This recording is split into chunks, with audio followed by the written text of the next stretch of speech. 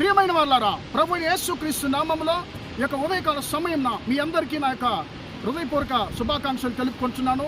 ఈరోజంతా కూడా మీరు చేయబోయే అన్ని విషయాల్లో దేవుని హస్తము మీకు తోడుండి మీకు జయాన్ని కలుగజేయునుగాక. ప్రియులారా, వచనాన్ని మనం చదువుకుందాము.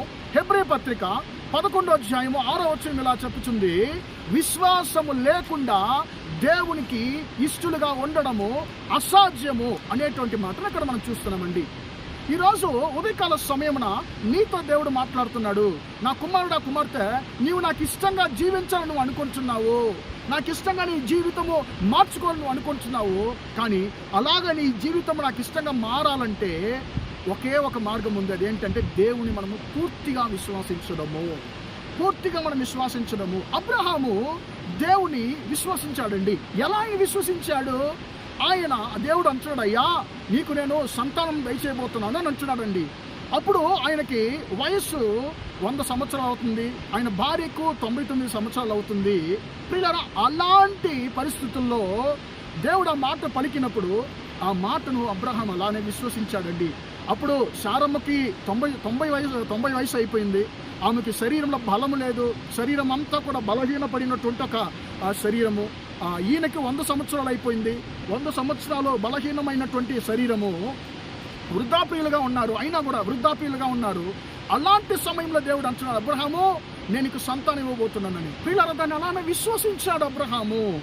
ఆయన యొక్క బలహీనత, ఆయన యొక్క వయస్సు, ఆయన యొక్క పరిస్థితులు ఆయన చూసి నాకు ఎలాగయ్యా పిల్లలు పుడతారని చెప్పి ఆయన, ప్రియులారా, ఆయన ఒకసారి ఆ మాట అనుకున్నా కూడా నాకు నా భార్యకి ఎలా పిల్లలు పుడతారని చెప్పి ఆ మాట అన్నా కూడా మళ్ళీ ఆయన పూర్తిగా దేవుని విశ్వసించాడు, నమ్మాడు. కాబట్టి ప్రియులారా, ఈరోజు ఆయన విశ్వాసులకు తండ్రిగా మారాడు. కాబట్టి దేవునికి ఆయన ఇష్టమైనటువంటి ఒక వ్యక్తిగా మారిపోయాడు. దేవుని దృష్టికి నువ్వు ఇష్టమైనటువంటి ఒక వ్యక్తిగా, ప్రియమైనటువంటి ఒక వ్యక్తిగా మారావంటే నీ జీవితంలో దేవుడు నీకు ఎలాంటి కార్యాలు నువ్వు అనుకుంటున్నావో, నువ్వు ఎలాగ ఉండాలని నువ్వు అనుకుంటున్నావో అవన్నీ కూడా దేవుడు ఇచ్చేస్తాడు. పిల్లరా, ఉదాహరణకి మనము ఒక ఇంటిలో ఒక 2 పిల్లలు ఉన్నారనుకోండి. ఒక బిడ్డ ఏమో తల్లిదండ్రుల మాట వినదు, ఒక బిడ్డ ఏమో తల్లిదండ్రుల మాట వింటుంటాడు. అప్పుడు ఎవరి మీద ఆ యొక్క ప్రేమ తల్లిదండ్రులు చూపిస్తారంటే ప్రియులారా, ఎవరైతే ఎక్కువగా తల్లిదండ్రులకు లోబడతారో ఆ బిడ్డ మీదే తల్లిదండ్రులు తమ యొక్క అభిమానాన్ని, ప్రేమను చూపిస్తుంటారండి. కానీ దేవుడు ఆయన పక్షపాతం లేనివాడు, ఆయన అందరినీ ప్రేమించేటువంటి దేవుడు.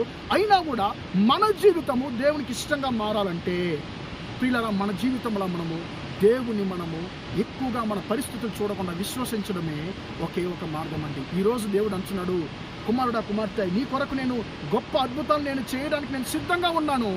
కానీ నీలో నేను ఎదురు చూసేటువంటి విశ్వాసము అది కొదువుగా ఉందని చెప్పి దేవుడు అంటున్నాడు. మత్తయి సువార్త 13వ అధ్యాయం చివరి వచనంలో ఆయన తాము పెరిగినటువంటి నజరేతు పట్టణానికి వెళుతున్నాడు. ఎన్నో అద్భుతాలు తన ప్రజలకు చేయాలని వెళ్తున్నాడు.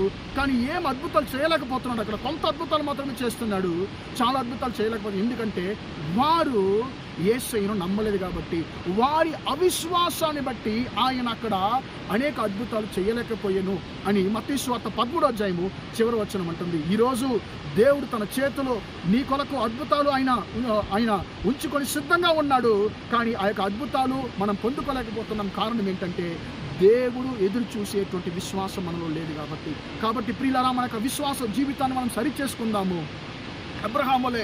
అబ్రహాం పరిస్థితులు చూడలేదు, తన యొక్క బలహీనత చూడలేదు, తన యొక్క వయస్సును చూడలేదు, దేవుణ్ణి మాత్రం చూశాడు. కాబట్టి ఆ యొక్క విశ్వాసము తక్కువగా కాలేదండి. ఈరోజు మనం కూడా దేవునికి ఇష్టలుగా మారాలంటే మన యొక్క విశ్వాసాన్ని మనం ఎక్కువగా పెంచుకుందాము.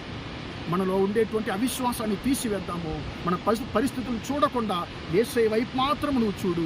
అప్పుడు యేసయ్య నీ జీవితంలో అద్భుతం చేయగలడు. ప్రార్థన చేద్దామా? ప్రేమగల మా తండ్రి, దయగల దేవా, ఇంతవరకు ఈ మాటలు విన్న మీ బిడ్డలను దీవించండి, ఆశీర్వదించండి తండ్రి.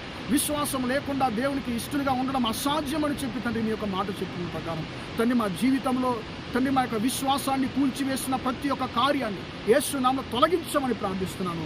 యేసయ్య, మా పరిస్థితులు చూసి మేము విశ్వాసాన్ని కోల్పోకుండా, మా బలహీనతలు చూసి మేము విశ్వాసాన్ని కోల్పోకుండా తండ్రి నిన్ను మాత్రం చూడడానికి నాకు సహాయం చేయండి. యేసు నామములో మీ యొక్క బిడ్డల తండ్రి ఈరోజంతా చేయబోయే అన్ని విషయాలు మీ హస్తము తోడుండి నడిపించును గాకని యేసు నామములో ప్రార్థిస్తున్నాను తండ్రి. ఆమేన్, ఆమేన్. ప్రియులారా, దేవుడు దీవించి ఆశీర్వదించును గాక. Praise the lord.